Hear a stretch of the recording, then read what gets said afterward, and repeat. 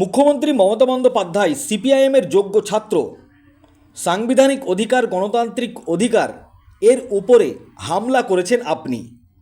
মুখ্যমন্ত্রী মমতা বন্দ্যোপাধ্যায় গুন্ডা, পুলিশ তোলাবাজ করে, তৃণমূল কংগ্রেস সরকার গুন্ডাদের সরকার, গুন্ডারাই আজকাল জনপ্রতিনিধি, এই বলে তীব্রভাবে আক্রমণ বিজেপি বিধায়িকা অগ্নিমিত্রা পালের। তিনি আরও বলেন, 2026-এ বিজেপি আসবেন, বাংলার মানুষ শান্তিতে ঘুমাবেন।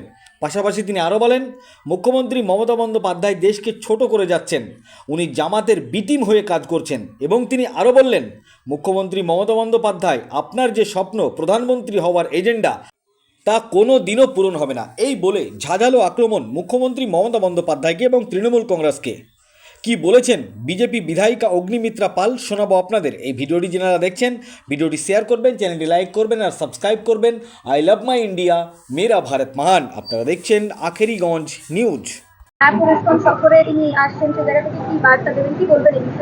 বিষয়ে কিছু বলার নেই। মাননীয় গৃহমন্ত্রী আসছেন এবং প্রতিবারের মতো হয়তো বিভিন্ন জায়গায় উনি যান, এবারে উনি মায়াপুরে যাবেন।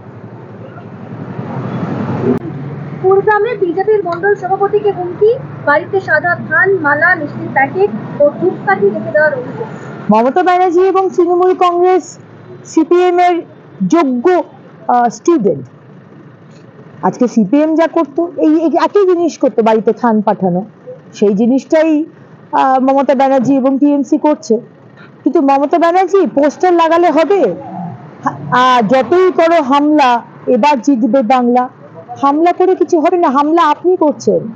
সাংবিধানিক অধিকার, গণতান্ত্রিক অধিকারের ওপর হামলা করছেন। মানুষকে ভয় দেখিয়ে হবে না।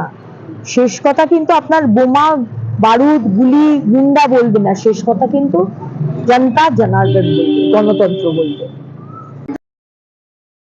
কেন মমতা বন্দ্যোপাধ্যায়? মমতা বন্দ্যোপাধ্যায় চুপ, কারণ মমতা বন্দ্যোপাধ্যায় তো এখন রুলড বাই গুন্ডাস।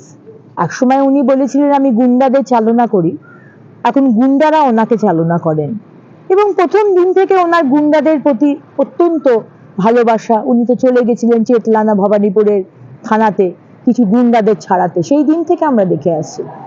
আর এটাই তো আমাদের ইন্ডাস্ট্রি, লটারি, আমাদের বোম, গুলি, বারুদ। আর ধরা পড়া মানেই সামনে ইলেকশন। যখনই যে কোনো ইলেকশন আসে তার আগেই আমরা দেখতে পারি গাড়ি গাড়ি বোম পাওয়া যাচ্ছে, আন্ডারগ্রাউন্ড বোমের কারখানা পাওয়া যাচ্ছে, কোথাও কোথাও আবার ভুল করে ব্লাস্ট হয়ে যাচ্ছে। তখন আবার ওনার পুলিশ বলছে আমরা তো জানতাম না।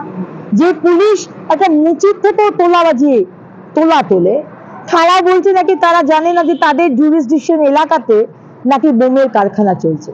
তাই এই যে সরকার, টিএমসির সরকার, এটা সম্পূর্ণ গুন্ডাদের সরকার। গুন্ডারাই আজকে জনপ্রতিনিধি হয়ে গেছে। সুতরাং আলাদা করে কিছু বলার নেই। 2026-এ মোদী সরকার আসবে, বিজেপি সরকার গঠন হবে, তারপর শান্তিতে যাতে বাংলার মানুষ, সে হিন্দু হোক, মুসলমান হোক, যে ধর্মের হোক, তারা যেন এগিয়ে যায়। এবং একটাই প্রায়োরিটি, সেটা হচ্ছে ডেভেলপমেন্ট। এটাই বাংলার মানুষ দেখবে। রাজ্যে নির্ঝঞ্ঝাটে এসআইআর চলছে, একমাত্র বাংলায় বাংলাদেশিদের লিখতে রাখতে মুখ্যমন্ত্রী মমতা বন্দ্যোপাধ্যায় বনাম সংবিধান লড়াই দেখা যাচ্ছে। এত বাংলাদেশ প্রীতি কেন মুখ্যমন্ত্রীর? জিততে মরিয়া মমতা বন্দ্যোপাধ্যায় নিজের দেশকেও কি ছোট করছেন না? নিজের দেশকে তো সবসময়তেই ছোট করে গেছে। উনি তো সবসময়তেই পাকিস্তানের যে লাইনে কথা বলেছে, পাকিস্তান সেই ভাষাতেই উনি কথা বলেছে। আর উনি মনে করছেন যে এসআইআর বন্ধ করলেই উনি জিতে যাবেন, আর রোহিঙ্গা অনুপ্রবেশকারী ডেড ভোটারদের উনি রেখে দেবেন। ওনার খুব স্বপ্ন যে একদিন উনি প্রধানমন্ত্রী হবেন, হয়তো পশ্চিমবঙ্গকে বাংলাদেশের সাথে মার্জ করে পশ্চিম বাংলাদেশ তৈরি করে তার প্রধানমন্ত্রী হবেন।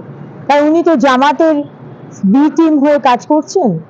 আজকে বাংলাদেশের সাথে পশ্চিমবঙ্গের যে বর্ডার এলাকা, সেখানে সমস্ত জামাত জিতেছে এই বাংলাদেশ ইলেকশনে, আজকে তারা সেখানে জিতেছে।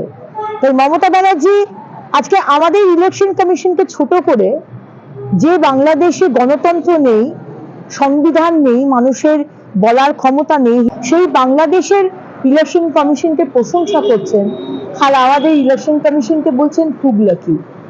তাই আলাদা করে কিছু বলার নেই। মমতা ব্যানার্জি, আপনার যে বড় এজেন্ডা প্রধানমন্ত্রী হবার, সেটা কিন্তু হবে না। ইলেকশন কমিশন যেভাবে কাজ করছেন 11টা রাজ্যে এবং আমাদের রাজ্যে, সম্পূর্ণ আপনার নন কোঅপারেশনতে, সম্পূর্ণ আপনার অসহযোগিতায় আমরা অত্যন্ত খুশি যে এসআইআর সুষ্ঠুভাবে হবে এবং বাংলার মানুষ স্বচ্ছ ভোটার রোল পাবে, যার উপরে 2026-এর ভোট হবে।